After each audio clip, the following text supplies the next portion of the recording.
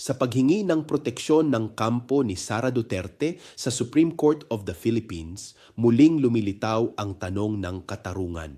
Pareho ba ang access ng lahat sa ganitong uri ng depensa?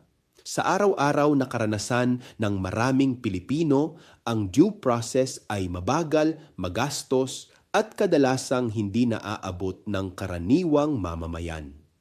Marami ang nahaharap sa imbestigasyon o kaso ng walang sapat na abogado, walang agarang proteksyon at walang kakayahang dumulog agad sa pinakamataas na hukuman. Ngunit sa mga nasa kapangyarihan, tila mas mabilis ang galaw ng sistema, may access sa pinakamahusay na legal na depensa, may kakayahang umabot agad sa Korte Suprema, at may lakas upang pigilan ang proseso bago pa ito umusad.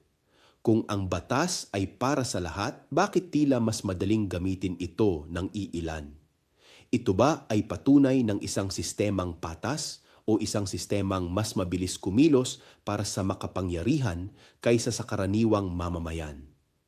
Ako si Bishop Tonyo, isang migranteng obispo sa Europa at ito ang Damdaming Makabayan.